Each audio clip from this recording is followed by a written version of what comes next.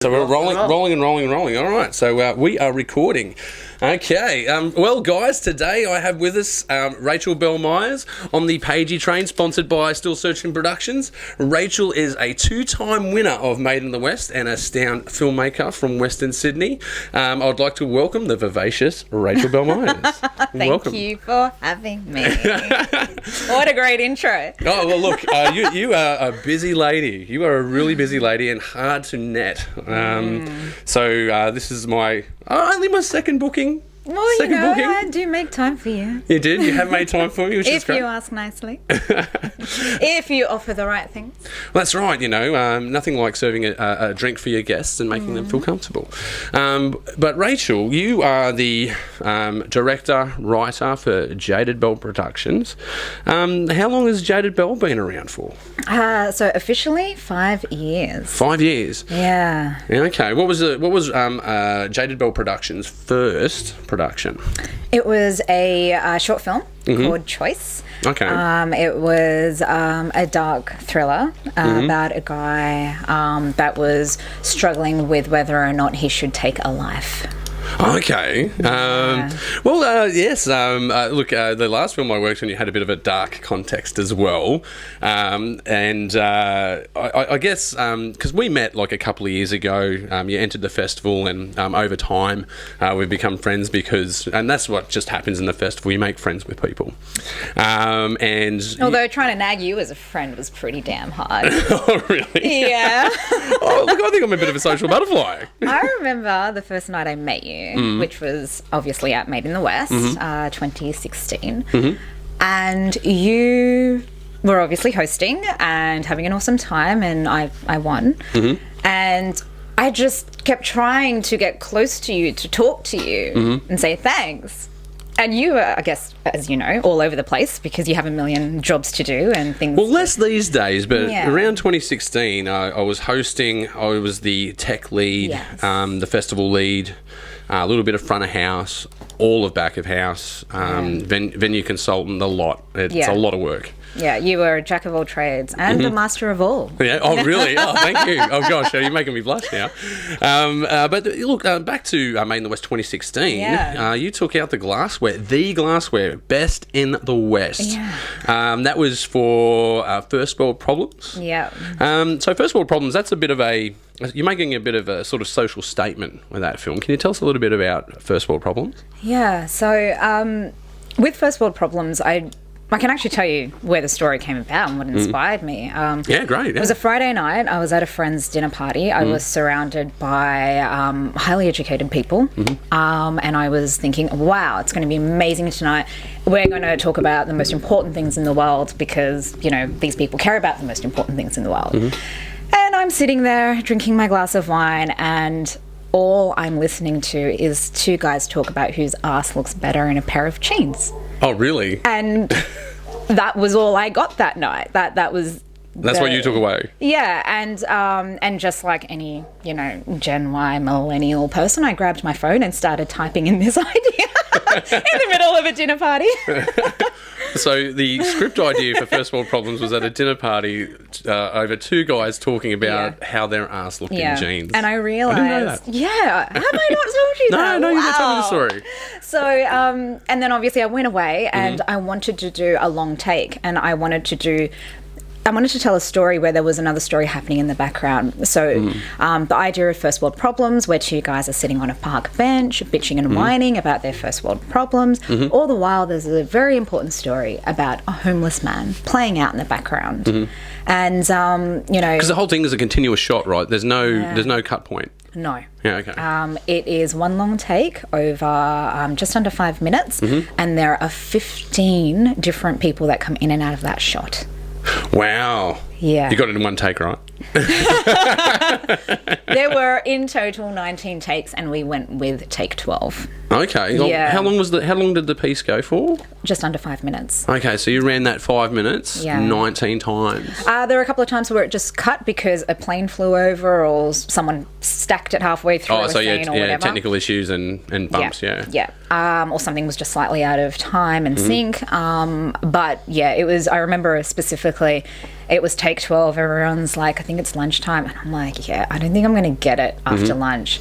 So I pushed a little further. We got take 12. We went to lunch. Everything after that wasn't that great. It was a 30-degree day in a park. Summer. Method acting. Come on, go ahead, guys, use it. So I'm like, I can only push everyone so far. And honestly, like, we did nail it.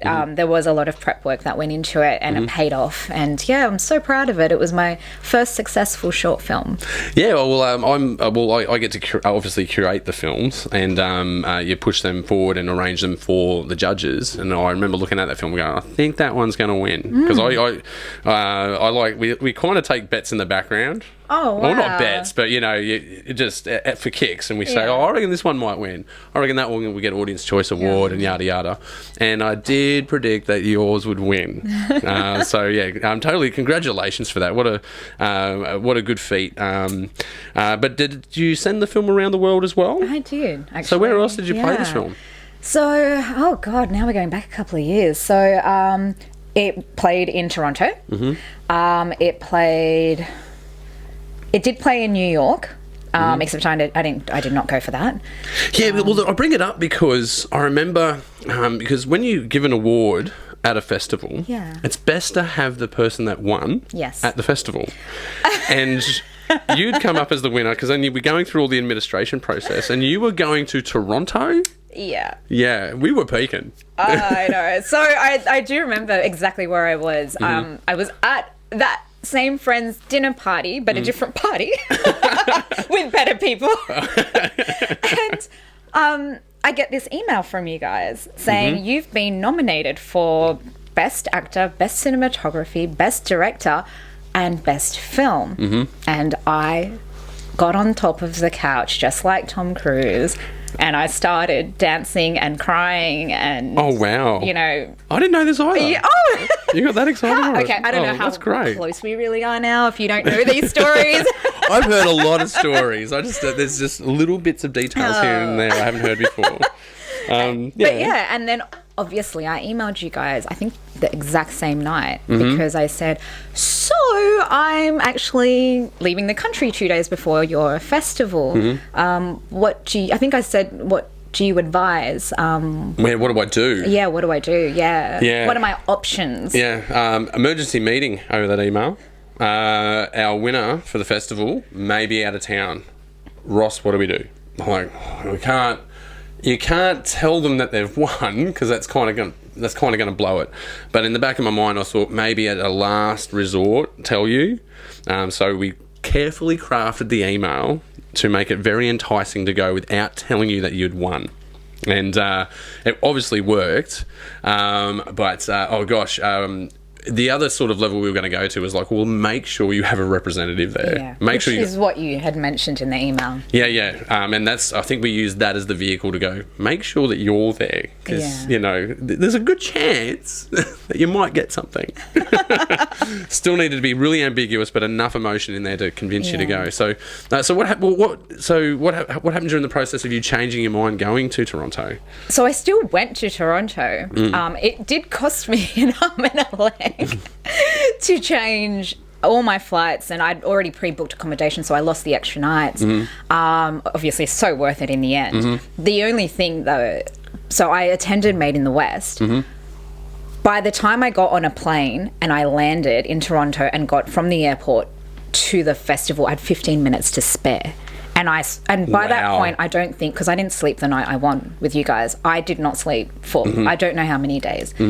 Because I lost track of time. And I'm at this other festival, obviously where I'm screening, wearing a red carpet outfit, only had the tiniest shower in between, and like standing there looking like, and everyone's like, wow, you look so great. And I'm like, really? I feel like I'm about to die. I'm on the edge of death. And they say the film world is glamorous. Oh man, it's hard work. Look, this has come up a few times. Like, how much work goes into pre-production? How much work goes into production? How much work goes into post-production? How much work goes into your distribution network? And then you might be lucky, and you might get your film in front of an audience, and you get to go along to the show. And for that one, moment of glory, there's a lot that leads up to it. Yeah. Yeah. Yeah. All right. But that was a good memory. Yeah, absolutely. I'm really glad that we were able to convince you to stay, and thank you for coming as well, because that really set off a lot of things for a lot of people as well. Yeah. It really did, because I think we had, rock stars up and coming, and you were this really bright spark amongst these rock stars, right? And there's others out there too. Yeah, you were one of those keystone people. I think there's a handful of people that are really driving this community just by the content that they're making. So I think, the political context of that film and the idea behind it is totally wide. Like, that's going to win. Yeah. It's got the political points on it, and it's done well. Yeah. Who was your cinematographer for First World Problems? Derek Abel. Okay. So, he had made a few films, and he very much so cared strongly about the homeless situation in Australia. So we were kind of like the perfect match and fit. And he was nominated for Best Cinematography at Made in the West, which was awesome. However, the moment I set eyes on The Briefcase by Rachael, I knew that we were meant to be a team. So, well, that was a test film for him. Yeah. Nate, can you look for that? It's The Briefcase by Rachael. By Rachael. Can you look for that for us while we're getting there? If you get it, if you get it. If you don't, that'll be fine. But that was certainly a film. When I watched it, I'm like, man, this has class. It was a beautifully shot. Yeah. But that was an experimental film. He did it in 8 hours. Oh, really? He shot that in 8 hours, yeah. Yeah, wow. Yeah. I'm really glad he entered the festival. When we watched The Briefcase, man, I remember looking at that movie and going, this is a game changer. It's a total game changer. Yeah. And it wasn't just, don't get me wrong, there were other films that were around that, but that one really stuck out. There it is. Yeah. Just the opening shot, man. Just the opening shot is amazing. Obviously the violence in it, and the shots of these henchmen, and it has this really big build up, and then it turns out to be Pikachu in a suitcase. I just love it. Oh my God. I mean, it was definitely made for its time. People might not get the reference later, but just in that moment, it was a laugh out loud. Oh my God, this was brilliant. Because films around, especially in Western Sydney at that time, because I noticed that films change year to year, and around that time there's a lot of gangster films around. It was all like guns and drug deals and all of this sort of underworld sinister sort of ideas. And then when you start watching it, you think, oh, it's just another gangster film. And you think, oh, he's going to open the case. There's going to be a whole bunch of money or drugs in there or something like that. And it's Pikachu. What's really hilarious is that was the first film of the night. And I as soon as it played, I looked at my cinematographer and we both went, that guy wins.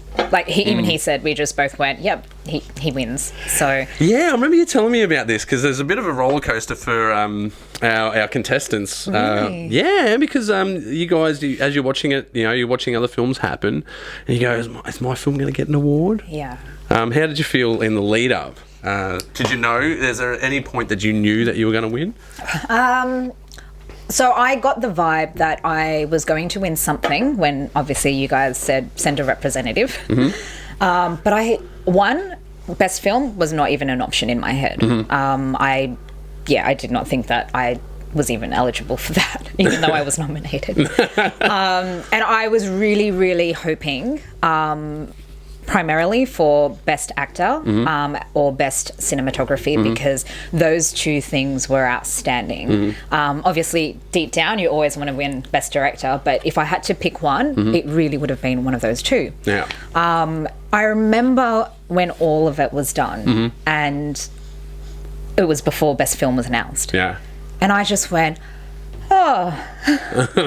I guess I'm not winning anything. That's a bit weird. And they got me to come along. That's exactly what I said. Oh, those jerks! I've just spent this money on this. Oh gosh, I'm going to kill these people. Well, and then I said, my best friend James.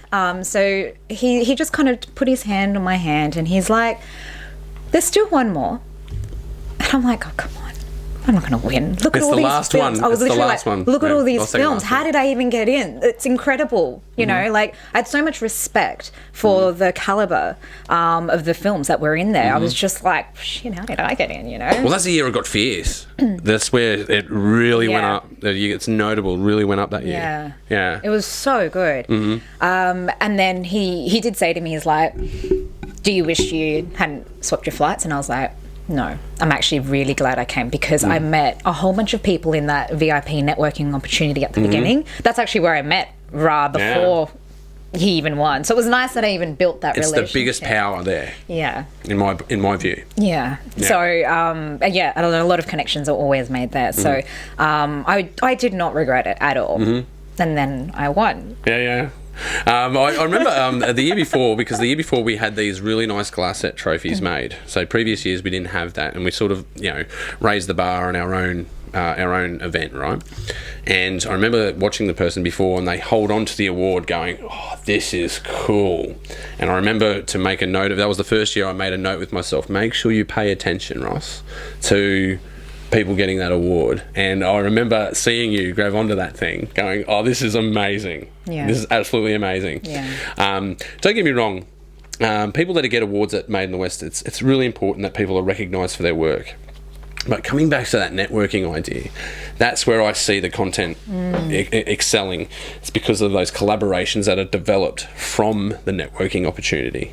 And that's why, look, if you're out there listening, I encourage any filmmaker, if you've entered Made in the West and you may not have got a screening, come along, because you will meet people that are doing things on the scene that are really cutting edge. And then the way to enhance what we're doing is by doing it together. Yeah. It's about collaborating. So many collaborations have come out of that year. Right, there was a few collaborations the previous year, but that year really started to take off. But so you met Ra Sharma. Big shout out. We haven't done the shout out to Ra Sharma. I think you've had one shout out before, but here's a shout out to Ra Sharma. Ra. Yeah. My man. Oh, yeah. He's my man. Not in that way. He is my DOP. He is my cinematographer. He is... Yeah, he's the person that knows how to print out what I have in my head. I think that's the best way to kind of describe it. Like...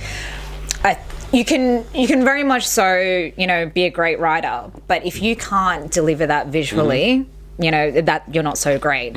He's really great at delivering things visually, but he does struggle with telling a story. And then both of us coming together, and now we've had quite a few films together. We've built this really great relationship, which took time to build as well. It wasn't a picnic, getting to know each other. Yeah, it's a difficult process. Yeah, but we're at a point where we're so strong. We recently shot something in like half a day that we just slammed out without any issues because now we're in sync. We know how to work together. And you know how to respond to each other rather than react. Yes. Yeah, and I think that takes a bit of time. Yeah. Because when those relationships start out, I find that they're reactionary. Yeah. And then as you develop the relationship personally and professionally, it becomes responsive. Yeah. And so, I definitely see that in your guys' work as well. You can see the responsiveness in that. But going to your first sort of project together, you entered Made in the West the following year. So you met at Made in the West 2016. Yes. You come up with an idea for Curated Illusions. Yeah. So let's just run through that before we move to Made in the West. Actually, can we backtrack for a second? Yeah. Can we just backtrack? Oh, okay. Okay. So I think I know what's coming. yeah, First World Problems. Yes. So you go to Toronto. Yeah. You've shown your film there. It showed in New York. Yes. And so in Australia, Jesus. so where did it go? Queensland, in Australia? Sanctuary Cove, Wollongong Film Festival, Sydney Indie Film Festival. Got some glassware there as well. Real Time International Film Festival, which is international but in WA, won Best Film. Yeah, wow. So, and amongst those wins, there were plenty of nominations. Like I said, it was my first successful short film. Yeah, it's the one that broke you through, Yeah, so it was my second short, but it was the one that was successful. Yeah. And, Not a bad batting average.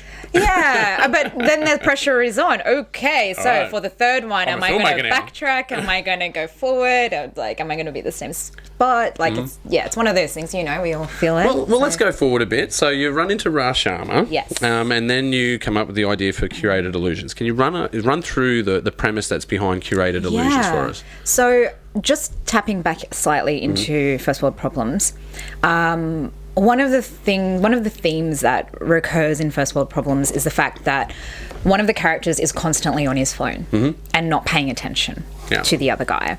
And there are lots of references to social media. Yeah, because he's doing lots of selfies and tick and like and that sort of thing. And it was about, the stuff that people do online, but they don't do in real life. So you're supporting a cause online, but you're not actually supporting people in real life. And so I kind of touched on the social media thing, which to me, I have a very big love-hate relationship. I think a lot of us do. Yeah, with social media. Like that's my thing. That's my thing I'm very passionate about. I think it's an amazing tool. I think it's incredible that it exists. I think absolutely. Yeah, there's just not enough education on how to manage ourselves on there. I don't know. I just think we're going through a growth period when it comes to that sort of thing. Yeah. I look, personally, I sometimes go, I just want to disconnect from Facebook, but everything I do is tied into it. The festival's tied into it. The production company's tied into it. This podcast is tied into it. There's no escaping it. But sometimes I think when you wrestle with those things, it's because of the negativity that's out there. And I think if you start making positive content, or content that has a positive effect, I think that's more to the point. Positive affecting content rather than, content that's of a malicious or manipulative nature. I think that's the part that makes you want to get off the internet. Well, that's how I feel. So it's those downers, those trolls that are out there. Oh, don't you worry, I'm going to sort that out. Oh yeah. Oh look. Later. We're gonna sort out those trolls, man. We're gonna be on to that. But look, just to bring it back to curated illusions. All right. So people. So you had this social media context. So I realized after First World Problems. That was my thing. I knew I wanted to do more social media stories. So Curated Illusions, I wrote it shortly after I returned from Toronto, and basically it's a story about a woman suffering from amnesia who uses her social media account to rediscover who she is. But her reality doesn't match who she actually is online. And the end of the film has a totally, out of left field, separate message that is a big problem in our society. I don't kind of want to give it away for those that do want to watch the film. Yeah, no, totally check it out. It's beautifully filmed. Yeah. Thank you. Beautifully filmed. The narrative arc is exquisite. I think I remember when I watched it. We've talked about this film a lot, and a lot of context. So I'll get to the other contexts in a minute. But the curated illusion is, I think, because you were doing this film as a texting while driving thing, right? But I think the subtext beyond that is very deep. It's a very deep film when you really psychoanalyze it, without them even saying much at all. Low dialogue, low dialogue film. It's totally picture driven film, and the ideas that are in there are really big questions that are going on today. Like we've just covered, like, should I be on Facebook? Who am I on Facebook? Is this real? And you know that it's your best part of your... Do you want a pinch? Yeah. I need a pinch. Yes, this is real. This is real, people. This is real life. Am I really here? Am I just a figment of your imagination? Yeah, but we have these digital selves, right? And everyone does it. You put your best on there. I think this is where I perhaps may even tip my hat to trolls that are out there. At least they're being raw and a little bit honest about their persona. It's not maybe a palatable one for most people. Actually, on that, I don't know. I think that there are actually people that are almost pretending to be something else online, or revealing who they truly are, but in real life they would never dare to say those things to your face. Yeah, so that's the subterfuge that's coming out on the surface. They hide behind anonymity. Yeah, well, I think the phrase is a keyboard warrior. Yes. That's how we sort of encapsulate that idea. That idea that, oh, you're really tough on this texting thing, but there's no way if we were in a pub that you'd say that to my face. Yes, exactly.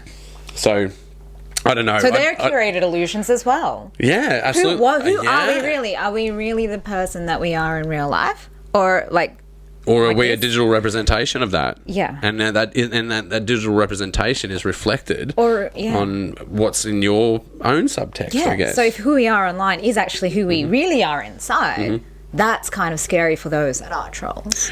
Yeah. Well, there's a plethora of ideas out there. I think another example would be, women that do the duck bill, the duck bill selfie, or the dudes that are cut that are, doing the high angle, Yep. post workout shots. Yeah. There's these sort of, self-image ideas. I think for filmmakers like ourselves, for performers and artists like ourselves, we're putting our work out there. We see it as a platform to put our work out. And don't get me wrong, like, there's nothing wrong with people disliking your work. There's nothing wrong with that. But when people come out and attack you, I think that's the one that really grabs me. I don't know how, like, sometimes I don't know how to deal with it. I don't know. You send them to me, I'll sort them out. Yeah, well, sometimes your first instinct is to block them, right? Just block them out of your life. But then you go, well, you need creative, constructive criticism on your comments. Constructive, that's the thing. There are people that are absolutely just hating on you because you've done something that makes them feel like crap because they're then comparing themselves to you and they don't feel like they measure up, so they're trying to pull you down. Yeah, I find another one I find is the hijackers. When you've got a post that's working well, some people like to hop onto a post that has a high count, just so that they can have a platform. And the thing is that if they just join the way I see it is, if you just join the conversation, you could be a part of the conversation. Even if you have a critical eye on it, there's nothing wrong with the critical eye of things. It's just that sometimes the ferociousness that's in there and the vernacular that's used, I just find like there comes to a point you're like, you become worried. Like, kind of in a stalker kind of a way as well. Yeah. They're persistent. Yeah.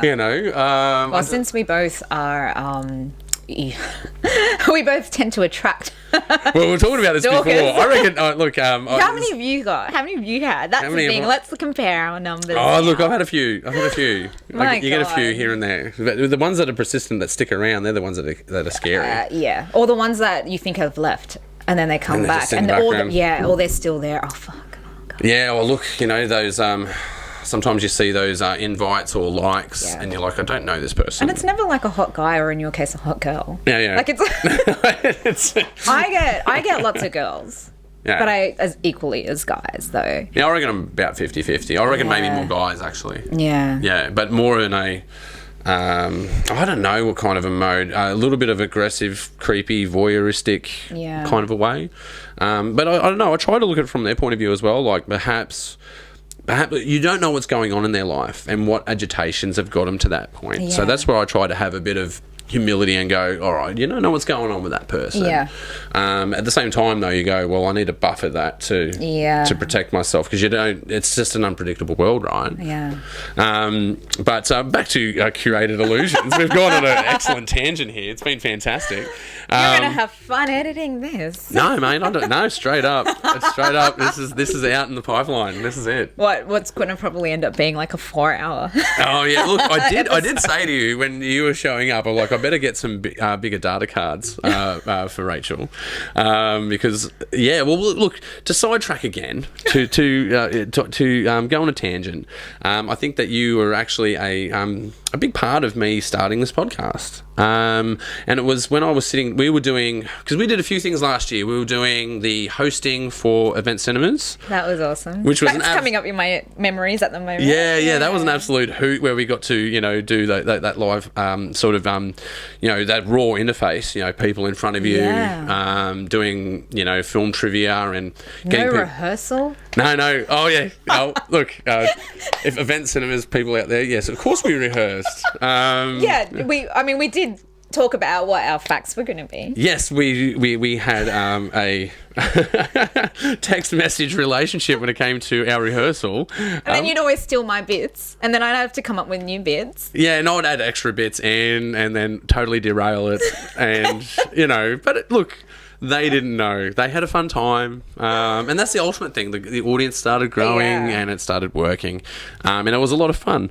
But we're doing other things as well. We did a few pieces to camera, a few interviews over the years. And I guess I think we were here actually, and we were doing some sort of promotion for one of your films in Made in the West, and we were sitting on 2 stools in front of a camera. Oh yeah. And the camera, I think when I actually lost the footage, by the way. Remember that? I lost the footage. This is the only footage I've ever lost. But I remember when I was scrubbing through it, I'd run the camera. I'd started the record because it was a one-man operation. I had no operator. I was operating as well. So you just roll it, and then we just started talking. And we talked for, I think it was 45 minutes. What? Yeah. What? Yeah. What were we talking about? I don't... Oh, just stuff. Just stuff.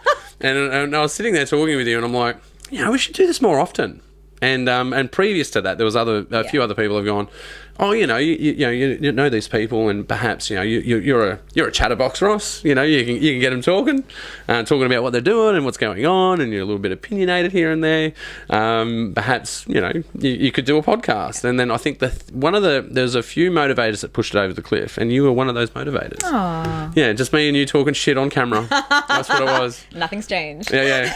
But secretly, Ross wants to be Joe Rogan, really. Well, no, I think I'm more like Roscoe Bogan. I think Roscoe Bogan. Oh my god.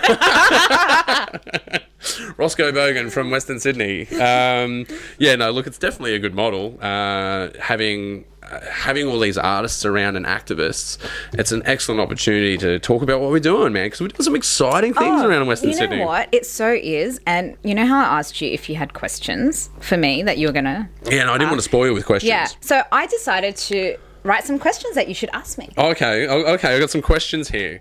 All right, so we got to get back to Curated Illusions. Does anything involve Curated Illusions here? No. Okay, so we're going to have to get right back. Okay. All right, so question 1 from Rachel. All right. So, Rachel, how did you get to be so amazing? Oh, you know. Oh, I'm glad. And where did you get your hair done? Oh, well, what do you think? You like this new colour, this shade of red? Yeah, I think it's fabulous. I think it's absolutely fantastic. And what's it like being awesome all of the time? It can be a little tiresome, I just... My biggest weakness is fatigue. Yes, absolutely. From being so awesome. And how do you deal with being the best? Well... And I've got a point about this, by the way. Yeah. But how do you feel being the best?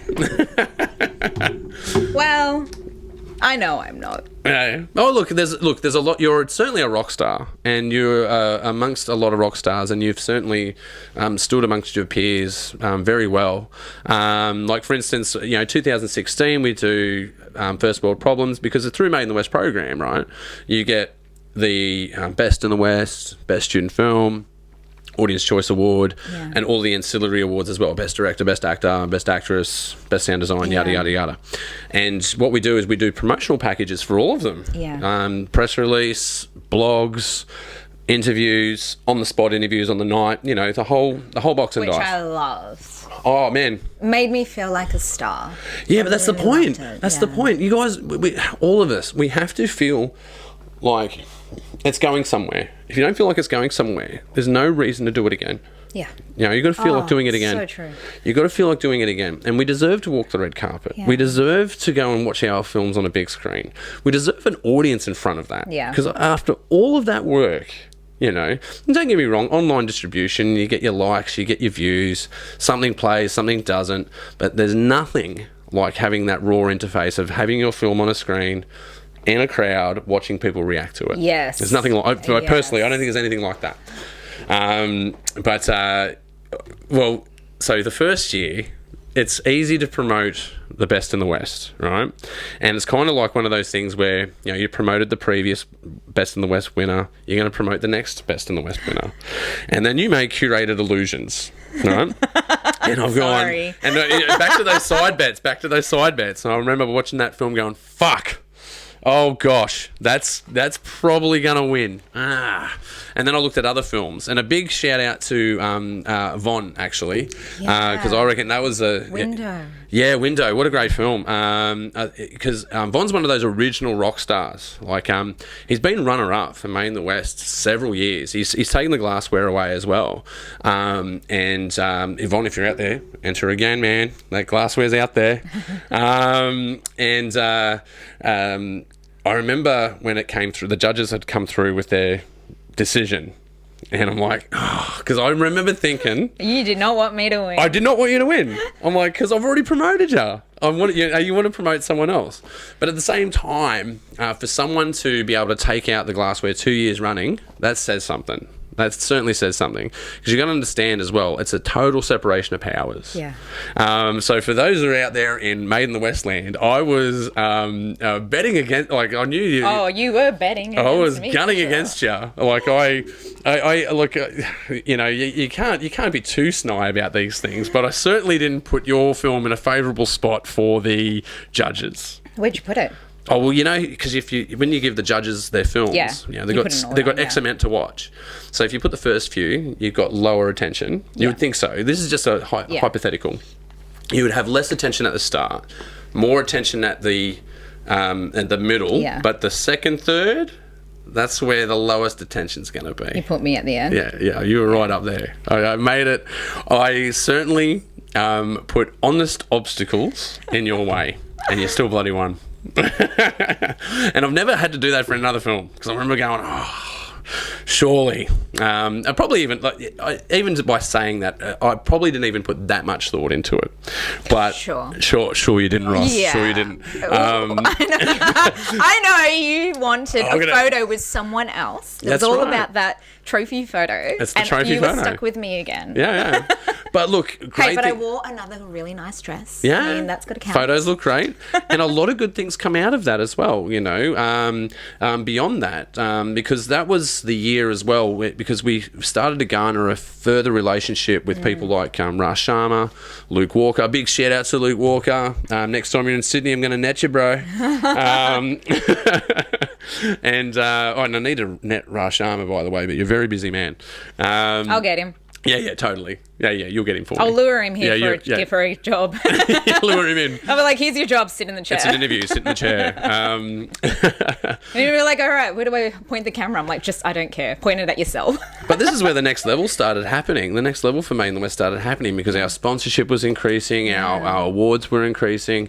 You know, we, Still Searching and Jaded Belle had a joint venture through Vent doing, the presentations. We've worked, and anyone who's in Made in the West has worked on each other's film, and it was getting to this point where it's really complex, because then you go, what about biases? Because I know you very well, but I know other filmmakers very well as well. Like, I know Matt Vella very well. I know Bina very well. I know Von very well. I know all of you guys very well because it's a small community. But that's why I have that separation of powers. We give that over to someone else, and not only that, the judges don't know each other. Yeah. Right? Yeah. They don't even know each other.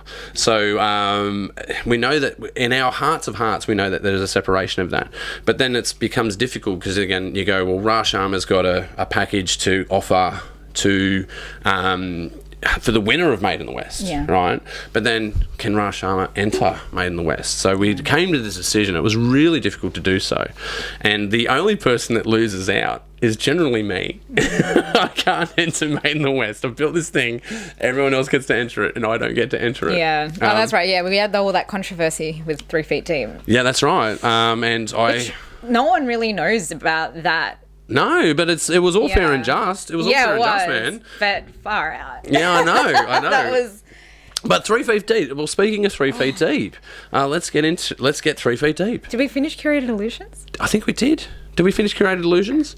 So we talked about Curated Illusions, about where you come from in that, and then Raj Sharma shooting it, and then you took the glassware again. The one thing that I'm probably really proud about, that particular film, that to date is actually my favourite film. It's very classy. Yeah, there's something about it. It's polished. Mm-hmm. It's made with a lot of passion, but not just mine. I had the most incredible cast and crew, and one of the things I'm super proud of at Made in the West for that film was that we got nominated for every category.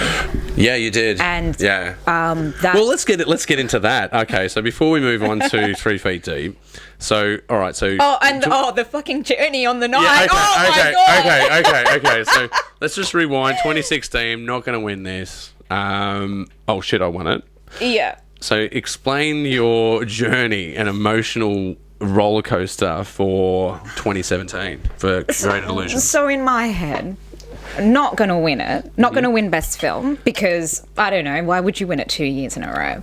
I also knew who I was up against, incredible filmmakers. Very stiff competition. I didn't really even want to win again. But then when I saw the nominations list, it freaked me out. And you can't help but want awards for your team. So I wanted something for Ra. I wanted something for my actor, my actress. I wanted something for my music score composer, although at the time you guys didn't have music score. Yeah, but that was something that invoked that as well. Yeah, which is great. Well, that's where you get the feedback. Yeah. You need that feedback.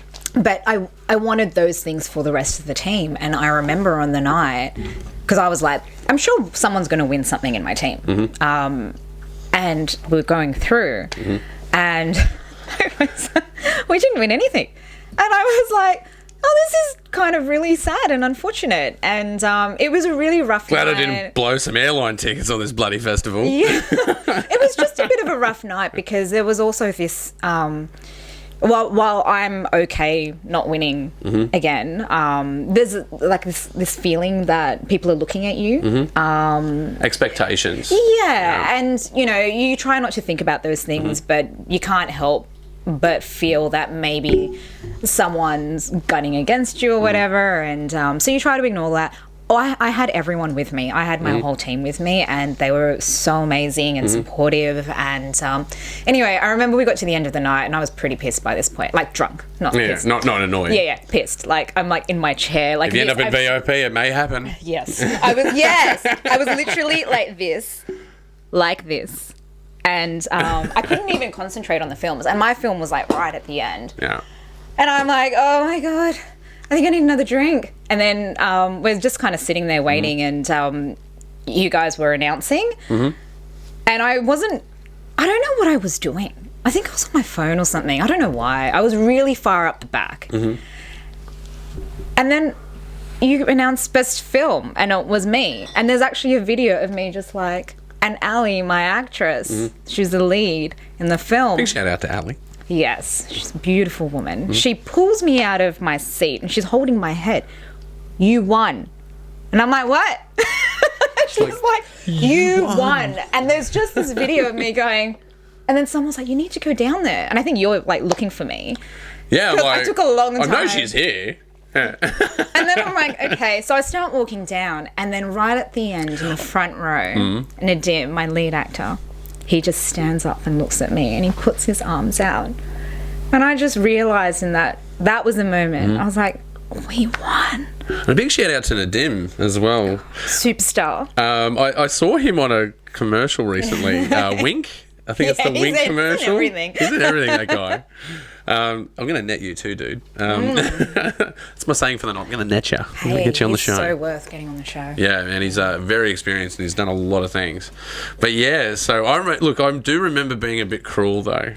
Because you go, how's your night going? I'm like, and I would try and spin the conversation around. Well, you can't win all the time, that's just getting your stuff screened is an award in itself. And I was like airing on the negative. So, I didn't even hear any of it. Yeah, I know. Oh yeah, just planting seeds. I was just like, oh. No. Oh, yeah. I already didn't win. Yeah. No, I'm used to telling you, Roscoe, fuck yourself. I know. Numerous times. But no, you certainly win. You certainly won and deserved that trophy. Thank you. It was a beautiful film. Totally go and check it out, guys. Curated Illusions. But off the back of that film, because then we had awards that allow you to make films after that. Yes. So this is where the conflict of interest started to cross over, because when we designed the award, you don't know that who's going to win. Yeah. All right. And Ra Sharma was the award, right, to get a good cinematographer to shoot your film. When And he's then- the one that won me that award. Then in he the won the first award, place. right? But you got to understand, man, it's not that is not a conspiracy. It's just the way it worked out, you know. Do you reckon there were people that thought that? I don't know. Yeah. I'm I hope not, because it I was hope such a natural, unplanned thing that just kind of happened. I've never heard negative things about it, Yeah. but he was, I mean, you can see it in the photo. He Yeah, yeah, has it's like- this look on his face like he's mortified that I won. Because, I mean, he was obviously happy we won because it was our or film. maybe you're just that hard to work with. He's like, oh, fuck, I got to work with that bitch Not again. again. But, like, he, yeah. And he was, because he actually said, he was holding the trophy, right? And he had to hand he it was over, standing yeah. next to Marcel from Digital Logic. And he's like, oh, I kept calling them Pro Logic on the night. did you? Yeah, because obviously, because Pro Logic sounded. Yeah. It's a really easy mistake to make. It's okay. We can call them Digital Logic. The Digital Logic. Big shout out to Logic. the Digital Logic guys. Sorry about 2 years ago. Yeah, Glenn and Marcel. Yeah. So Ra says to Marcel, God, I wonder who's going to win. I'm so worried about who's going to win. Are they going to want me as a prize? And Marcel's like, why don't you just read the trophy? And then Ra looked down and he's like, oh, shit. And then you announced it. Yeah. And then I got up there and I'm all high-fiving, happy, and he's got this look on his face like a deer in headlights. Totally a deer in headlights. We have a photo of him. You're going to have to put this in the edit. Yeah, maybe. There's a photo. I don't know if I want to And- single him out that much, Where but can I find it? you could find it on the Made in the West FB page, but that's going to be a big hunt. It because might that's- actually even be in my gallery. Go back to my gallery on my... If you go to Rachel's site, Jaded Belle. Yeah. And go gallery. It might be there. I don't know. Because it's a great photo. I would love to find that shot. I'll find... I know I've got because it, I but remember, yeah. because I handed him the award. He looks at the award and he goes, Ross. I'm like, Ra. And he's like, are you sure this is okay? I'm like, man, of course it's okay. Dude, I do not have a choice in this. Yeah. From a publicity point of view, this is, it's like, There don't it you- is. Yeah, It's yeah. underneath the second photo. Oh, no, he's gone. You got to go back. There you go. It will show up. We've got the slow internets going on. NBN, they said. Move in, they said. Fibre to the house, they said. Lies. No, it is fibre to the house. It normally goes okay. What's going on, Nate? All right, we'll pull it up. Once he pulls it up, I'll be able to come back to it. But yeah, I remember, he's like, Ross, and I'm like, Rah. And he was like, what? You sure this is okay? I'm like, of course it's okay, man. 9 judges decided on it. Yeah. I didn't know who'd won until a week before you got the award. So there's no... You don't know what the judges are going to do. And they're unpredictable. Yeah. Like, don't get me wrong, you can look at a film subjectively, because you've got to understand, from my point of view, I've watched most of the short films in Western Sydney for the last 8 years. Yeah. I've watched all the content, and probably more, because you're always out there looking for other Western Sydney content to encourage people to enter. Yeah. So you always are trawling out there looking for content. And that was a year as well, because you start to get momentum with the festival, and then Yeah. people go, oh, I made a movie 3 years ago. You're like, great, put it in the festival. Yeah. But eventually you run out of those people. Yeah. And I call it the playhead. We're up to the playhead. Yeah. So now we're at a ratio where there's more films that Yeah. are made for Made in the West than there are of that are sitting on someone's shelf. Yes. Which is really cool. Yes. That's really cool, right? Yeah. And that number is increasing as well. And also the age demographics are changing as well. Yeah. Yeah, we're getting a lot of younger people doing this, Yeah. which is really exciting. I find that Yeah. really exciting. It's a lot more accessible now to people. Like, you know, Totally. you don't need a very super expensive camera. You can actually shoot things on your phone now. So Yeah. You get 1080p on some phones, and mine does 4K. Your phone does 4K. Wow. Yeah. I put that on a gimbal. You've got this. Exactly. You've just become a cinematographer. Exactly. But learn the rules of photography and rules of Mm-hmm. cinematography. You'll be a better one. Totally. Yeah, give Rachael a call at Jaded Belle Productions, and you can find her at jadedbelleproductions.com. I wish I wore that This, shirt. this message was endorsed by Roscoe Pagey Train. Okay, so you won the package for Best in the West 2017. Then you go out and you make 3 Feet Deep. So let's talk about 3 Feet Deep. What made... Because it's a dark film, Rachel. Yeah. It's one of the most... Like, don't get me wrong, I've watched a lot of horrors through Made in the West, but this one's got quite a sinister subtext in there. Yeah. So what's motivated you to do that? And tell us a little bit about 3 Feet Deep. So 3 Feet Deep is a story about a gravedigger for hire, and he basically decides to break his code and spy on one of his clients. So the idea is that he gets a text which has coordinates and measurements. So it'll be like 6'1", 5'9", whatever. And he goes, digs a hole in the middle of the woods at those coordinates, and he leaves. And he picks up money elsewhere. That's the concept. One day he gets coordinates and measurements for 3 feet. And As in, the size of the grave. Yeah. And he's like, ooh, yeah, that's a bit hectic. Yeah. So he decides to spy on his client, and I'm not going to tell you anymore. Yeah, okay. I mean, you know what happens. Well, I know what happens. I've seen the film, but be sure to go and check out 3 Feet Deep. So 3 Feet Deep played last year at Made in the West. Yes. And did you pull any awards away for 3 Feet Deep? Yes, we did. We did. Which is the one that I probably wanted the most. Yeah. And that was for the Best Original Music Score. So Anisha Thomas, my music score composer. Big shout out to Anisha. Absolutely. She's a big dreamer and a big worker and a hard worker. Yes, and she is the most talented musician I have ever met in my life. She also scored Curated Illusions. That's how we met. We actually met at a networking event, and 12 hours later, she was already scoring Curated Illusions. Well, let's backtrack a little bit, all right? Yeah. Okay, so let's talk about Western Sydney Film Hangouts. That's not where I met her. That's not where you met her? You met her at another one. Oh, gosh. I met her at Sydney Film Festival Women Networking Filmmakers. Oh, that's right. Yeah. Yeah, okay. Look, not to talk too illy of Sydney Festival, but you'll have a good time at Made in the West. Yes, you will, because it's a different experience. you don't it's that same old saying, you don't feel like a number. Like, you actually connect. You feel like you have a voice there at Made in the West, and I think that's what's key and stands out amongst other festivals. Yeah, I don't know how much you see that and feel that, but that is the difference. We try to make, and that's why I bring up these conflicts of interests. Yeah. Because I want to. What I'm trying to signify there is that we present a very honest festival. It is very raw. It is about the filmmaker.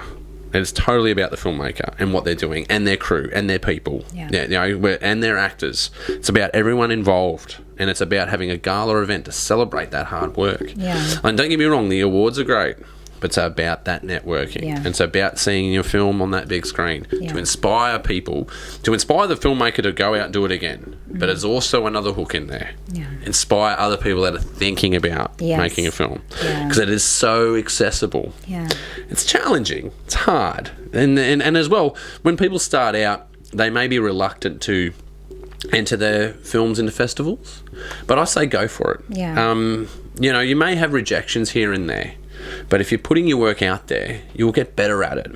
You're not going to be a rock star straight up. You're knocking the mic. I'm knocking the mic again? I'm telling you, you're knocking the mic. She's telling me off. I'm getting told off from knocking the mic. It was just sitting on you, so it was it's just heaving into it. But yeah, I think that's what it's about. It's about encouraging people to keep doing it again. Yeah. And it's about invoking someone thinking about doing it. It's the energy, right? If you're surrounded by like-minded people, you feel more inspired to actually follow, your true desires and your goals, because it feels more normal when you're around people that are doing those things. Whereas if you are surrounded by people that are naysayers, of course you're not going to follow your heart, Yeah, and I think we also suffer from what I like to call the imposter monster. Yeah. I'm not good enough. I'm not smart enough. I'm, and usually someone early in your life has told you that, and you've run with that. And I like the idea of film and art displays because it sort of breaks through those barriers. Yeah. It breaks through those barriers of saying, no, you know what? I am good enough. and this can work. Yeah. And as well, when I give advice to people about this, it's never as good as you think it's going to be. Yeah. But it's not as bad as you thought it was going to be either. It's going to probably be in the middle. Hey Ross, give me a hand. Mm-hmm. You are good enough. You can be anything you want to be, and I believe in you. Oh, well, I believe in us. At that point, I think we need to wrap it up because we're running really short on time. No. We got 26 minutes, my friend. We got 26 minutes. We're good. You're like, that much? Nah, heaps of time. What is I it? can see it from here. Your card? I'm sorry to... I read it wrong. No, 28 minutes. 20 minutes. Oh, it's good. Well, Nate is our How long's operator. it been? It has been 56 minutes. Fuck. Yeah, fuck indeed. We haven't got there. We haven't got like- there. Yeah, I know. I should have got longer cards for you. Well, I haven't got. Look, we haven't finished 3 feet deep yet. No, we haven't. We haven't finished 3 feet totally deep. need to do And 3 feet 3 feet deep is important because you're a part of that. Yeah, well, I get my own accolade in this. I actually was a part of a film project, believe it or not, people. No, you got to give me something that I haven't been able to do in a while. Well, not been able to, just it hasn't been a thing for me to do. Yeah. One of the favourite things that I do in film, like don't get me wrong, I love directing. One of my best talents I find is getting the best out of someone. And when you see them excelling, that's the juice for me. Yeah. And then watching them on screen, watching themselves excelling, that's the juice as well. But one of the things that I like to do is Foley. I love doing Foley art.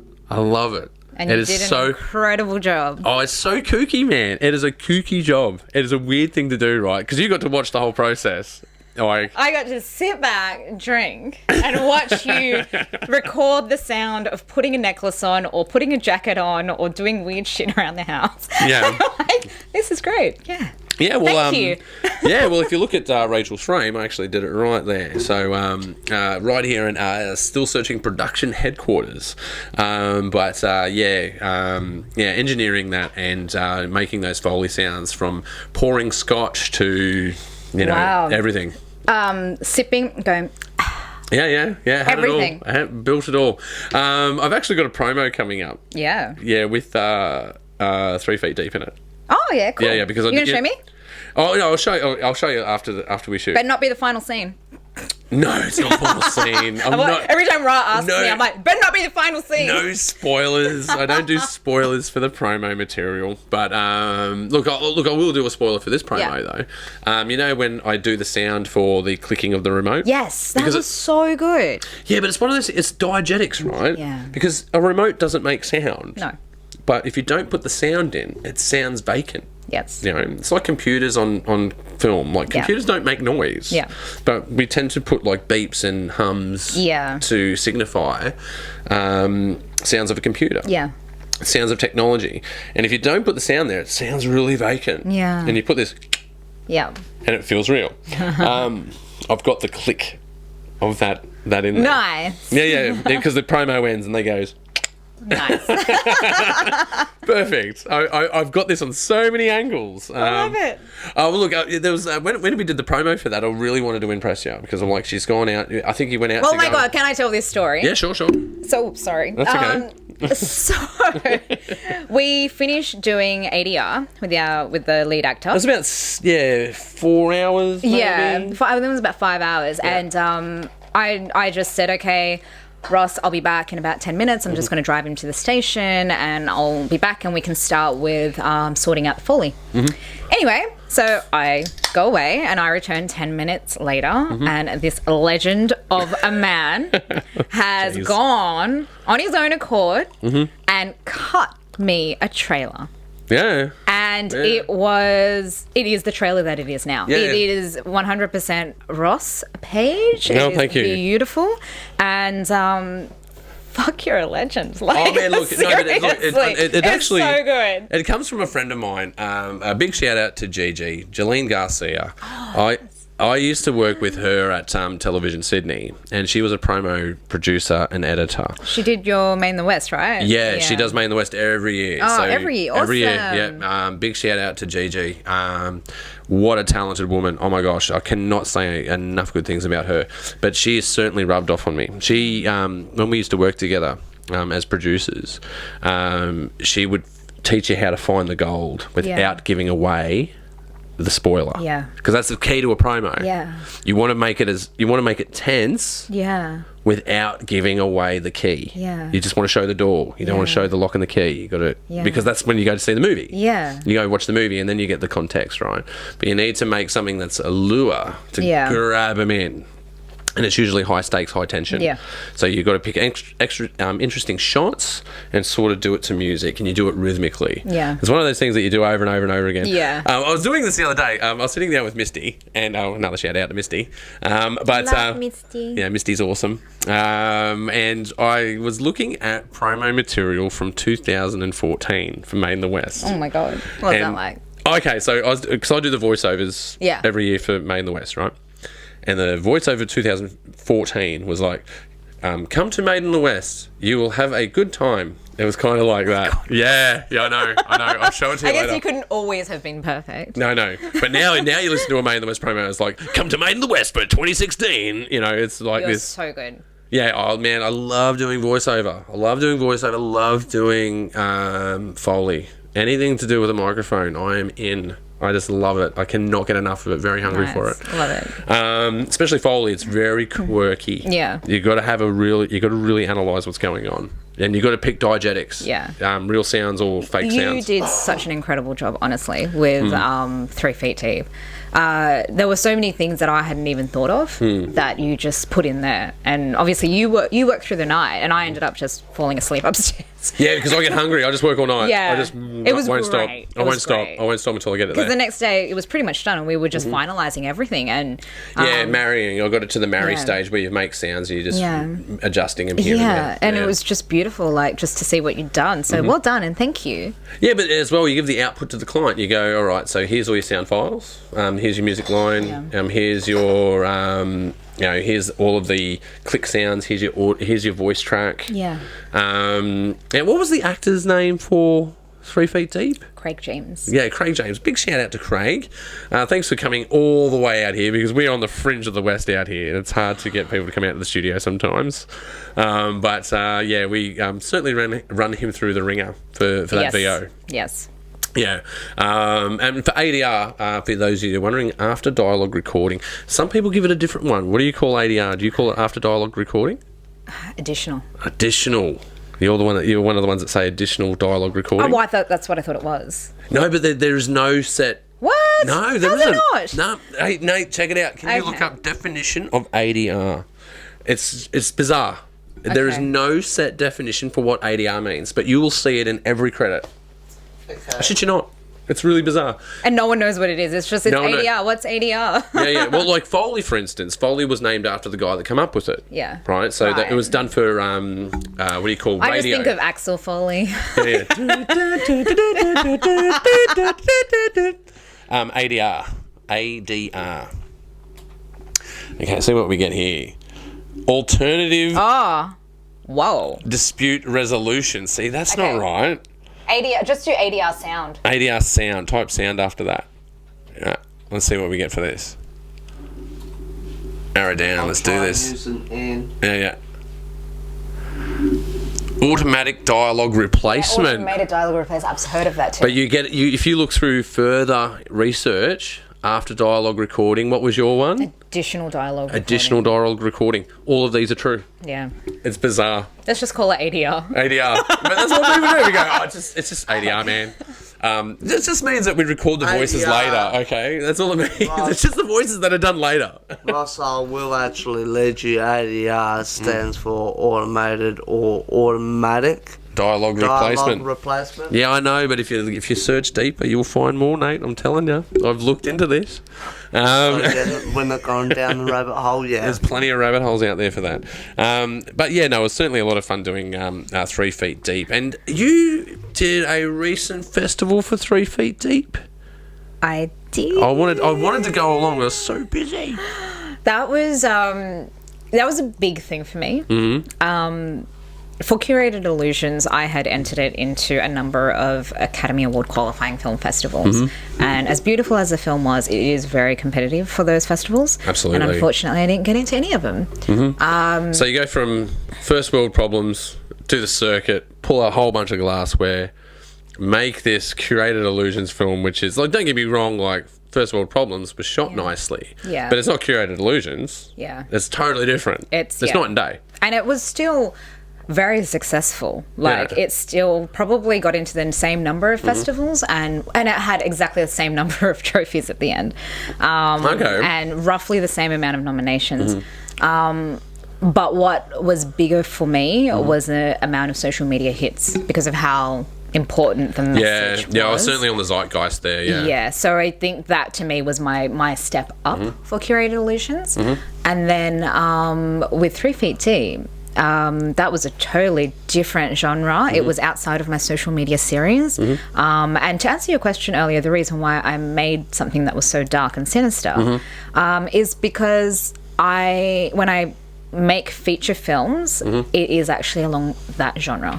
I do love crime, I love thriller, I love suspense. So is it part of your personality where you have this desire to make these stories? Looking at the name of my company, Jaded Belle Productions, that doesn't say anything about what's really deep down in my heart. No, but we have different facets, right? Like, for a heavy metal guy, it's this, you go to this dark place to do something positive. Yes. I know it sounds bizarre, but that's how I feel about it. I love dark stories, but I love strong messages. I love inspiring change in the world. I want to tell stories that get people to actually really stop and think. I love holding up a mirror in front of my audience. And that's what pretty much all my films do, whether it's a social media series story or if it's something like 3 Feet Deep. Every single thing that I create, my goal is to hold a mirror up and say to the audience, what would you do? If you were in that position. Asking the question. I think that's a really important thing to do in film is ask a question. Don't necessarily need an answer. I don't want to preach. I don't want to tell people what to do or how to live their that's lives. what I mean. You don't necessarily need the answer, but a question's good. Yeah, absolutely. Just kind of go against the norm. Question things. I don't know. Well, actually, I've got about 10 minutes left on our cards here. So let me just go into... hold on, we didn't finish it off. So, 3 Feet Deep got into a festival. Oh, right. Yeah. So that's where I wanted to go. So I got into my first ever Academy Award qualifying film festival. Yay! And it was St Kilda Film Festival. Yeah. And that was in Melbourne. And holy crap, I went down for the whole 12 days and I was blown away. I don't even know how I got in. I was, being screened amongst the most beautiful, amazing films I've ever seen. And it was very humbling and a great opportunity to also network with so many people that were obviously, ahead in their careers than I am. So it was more established, Yeah, so it was nice. It's nice to touch base with those kind of people, right? They're people that were also willing to throw the ladder back down, which is something I'm so passionate about doing as well. So it was beautiful. It was really nice. And I wish you had come. Yeah, I know, but I'm a very busy man sometimes. I did want to go. I did. I was burning in my heart to go. But look, we'll be on other projects. But I got some of the crew down there. So I got our beautiful Jonathan Chapman down. Big shout out, Jay. Holy hell, man. Man of many talents. You also had Luke down that you met at Western Sydney Filmmakers Hangout. Yeah, so he was my villain in 3 Feet Deep. And he came down as well. And we have developed a really great working relationship, which has been fantastic. And I even cast him in my latest film, which has been wonderful as well. Well, let's talk about that. So your latest film was... Oh, I get this mixed up every time. It's not the one who knocks, it's they listening. They're listening. They really a film by are. Rachael Belle Myers. They are listening. You're so doing my promo. Yeah, if you want, I'll do your promo for you. You know me, I'm the promo guy. I love doing the promos. So tell us a little bit about their listening. Have you finished? Are you in post-production? Where are we up to? Finished. Finished? I literally started this film. I wrote it, I think, on the 3rd of July. I filmed it on, I can't remember the date, but it was like 10 days later. And then I edited it the next day. And then we just finalised the grade and the sound design this week, and it's done. What's the target festival? Is it? The film was actually shot on an iPhone XS Max. Okay. So it is a smartphone film. It is my first ever smartphone film. It is not Ra's first ever smartphone film, though. Yeah, Ra's done a few for the same festival. What's the name of the festival? Smartphone 3? Smartphone Flick Fest. Flick Fest. Or for short, SP3. SF3. SF3. I get that so confused, guys. I'm sorry. Smartphone Flick Fest. But a festival that's doing really cool things Yeah. because it's about promoting accessibility, and low right? budget, yeah. Yeah, low budget, micro budget, accessibility films. Anyone can tell a story with their phones. And last year, Ra submitted Restoration with Nadim in it as well. And he won Best Cinematography. And it was the most beautiful film that, like, visually you would never, ever, ever... Well, Luke was telling me that Ra had to prove... Yes, he had to actually prove... that it wasn't shot... that it was shot on a phone. Yeah. Wow. So... Isn't that's a feather to put in the cap, isn't it? Oh, did you shoot this on the phone? Yeah, man. And totally. for it to have been screened at the Opera House, I mean, come on. Yeah. I'm so glad I was there, because that great was when fella. I saw it, and I just loved it. And Nadim won Best Actor for that same movie, so I was very proud of both of them. Oh, so he's just another out there go-getter, isn't he? He is. Big shout-out, bro. Love you, I'll Nadim. net you soon. Well, look, I'm just going to wrap it up there. It's been absolutely fantastic talking to you on the Pagey train. Check out Rachael Belle Myers on jadedbelleproductions.com. You'll find her films there. Choice, First World Problems, Curated Illusions, 3 Feet Deep, and look out for her film coming out soon. They're listening. Yes, because they really, really, really are. They really are listening. But Be yeah, careful what you say. so a big thank you to Still Searching Productions. Just a big thank you to Jaded Belle Productions and Rachael Belle Myers, and thank you, Nate, for producing for us tonight. Thanks, Nate. And again, Rachel, it's been fantastic developing a professional and personal relationship with you. You're just a wonderful person, a great advocate for Western Sydney filmmakers, and I just hope you keep on and on, because you're doing a great job. And thank you for everything that you're doing for us, because you are the cornerstone of Western Sydney. Oh, thank you, Rachel. High five! High five. Very nice. All aboard the Pagey train. Woo! All right, so we got a good 8 minutes to spare there. So that's What do you want to do? Oh, I've got to go to the loo, mate. Go, I'm done. go, I'm done.